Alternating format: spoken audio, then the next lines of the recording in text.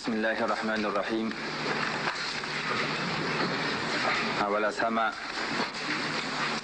تشریف‌آوری همه دوستا را به افغانستان آزاد و اسلامی خوش آمدید و خیر مقدم میگویم و از همه دوستایی که در این سالن تشریف آوردن متشکر هستم به ای که قبول زحمت کردن تا وقایعی که در افغانستان میگذره را به جهان منعکس بسازند. دوستا در جریان هستند که با به قدرت رسیدن رژیم کمونیستی در افغانستان ملت مسلمان ما با احساس اسلامی که داشت در برابر کمونیستا قیام کردند و بیش از 14 سال بود که جهاد ملت ما ادامه پیدا کرد و ملت مجاهد افغانستان موفق شد به یاری پروردگار که در برابر بزرگترین ابرقدرت جهان مقاومت بکنه و بالاخره او را به شکست وادار بسازه و نه تنها خود بلکه کشورهای متعددی را از زیر سلطه و ستم کمونیست‌ها نجات بده و این پیروزی مردم مسلمان افغانستان و شکست ابرقدرت اتحاد شوروی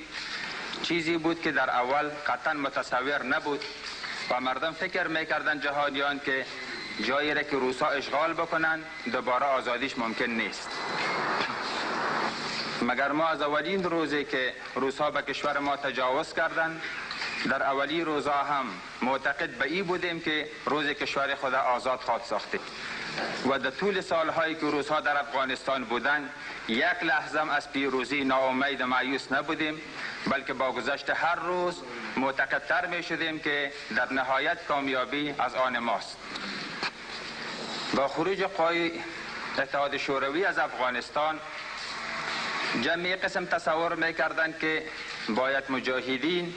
در ظرف چند هفته یا حد اکثر چند ماه بتوانند رژیم ساقط بسازند. مگر این تحلیل کسایی بود که جهاد ملت ما را و خاصیت‌های و خصوصیات ویژه و به خصوص ملت ما را دقیق و وضعیتی که در افغانستان حاکم بوده دقیق درک نکرده بودند.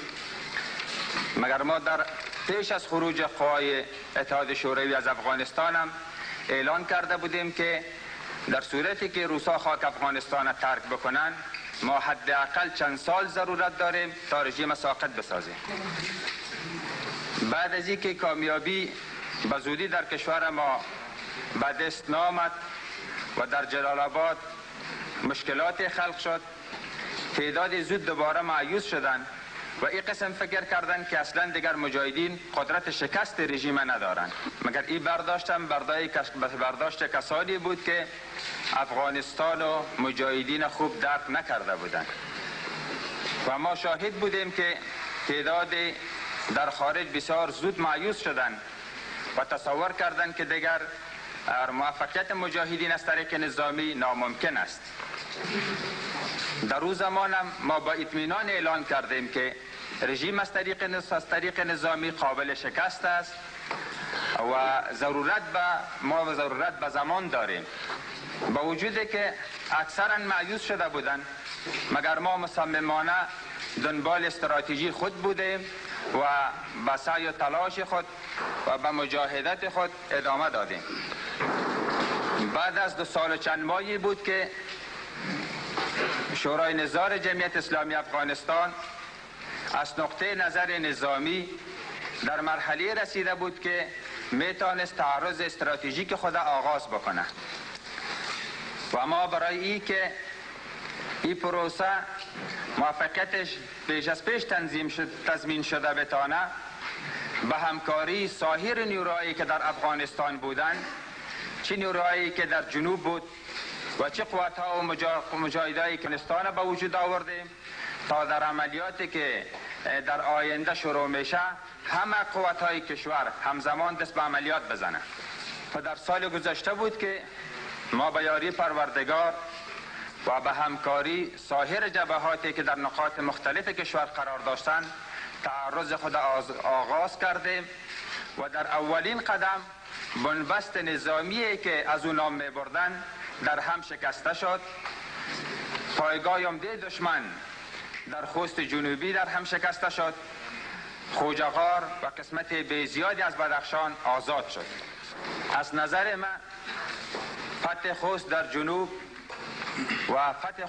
خوجغار و بدخشان در شمال نقطه عطف بود در روند کارهای نظامی ما و بعد از دست آوردن این فتوحات بود که ما اعلان کردیم که دیگر رژیم از نقطه نظر نظامی در برابر مجاهدین نمیتونه استادگی بکنه. مدت قبل همه شاهد حادثه در مزار شریف بودیم که شهر مزار شریف توسط مجاهدین و به همکاری وسیع قوت‌های مسلح رژیم آزاد شد. به تعقیب این پیروزی بزرگ عملیات در شهر چاریکار و میدان هوایی بغرام که عمده‌ترین پایگاه دشمن بود آغاز شد. ضربه مزار و به تعقیبش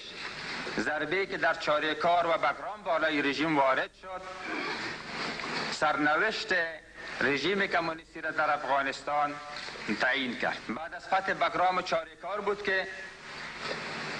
رژیم در تماس شد و حاضر شد که یک قسمت از شرایط مجاهدین بپذیره. همان بود که عبدالوکیل وزیر خارجه در مرکز نظامی ما در فرقه دوم واقع جبل سراج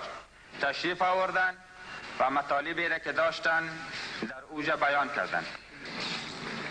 مگر ما در خواستای خود داشتیم و چیز کمتر از تسلیم دهی کامل قدرت در کابل قبول نکردیم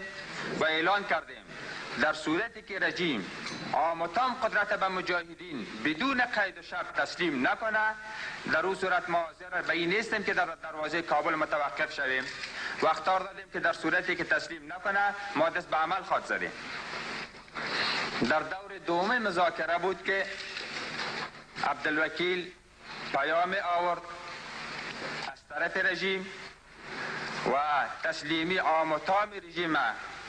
و قبول حکومت مجاهدین در کابل پذیرفت. اما با اخذ پیام تسلیمی رژیم و قبول حکومت مجاهدین از طرف رژیم همه رهبران را و تعدادی از قماندان‌های عمده جهادی را در جریان این امر قرار دادم و در حالی که ما قدرت ازی را داشتیم که کابل اشغال از طریق نظامی اشغال بکنیم و قدرت مشخصا خود ما در دست بگیریم، مگر روی یک سلسله ملحوظاتی که پیش خودیم بود ما دست به عمل نزدیم. در دروازهای کابل قوتهای خود متوقف ساختیم و این حقه که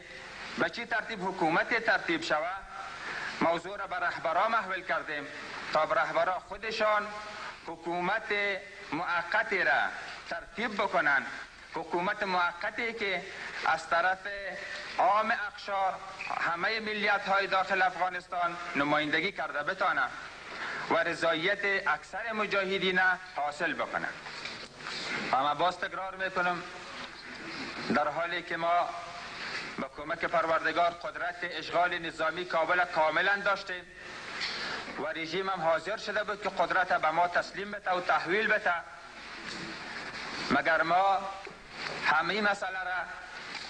به رهبران محول ساختیم تا حکومتی که رضایت قسمت اعظم مردم افغانستان به دست آورده بتانه خودشان تشکیل بدن.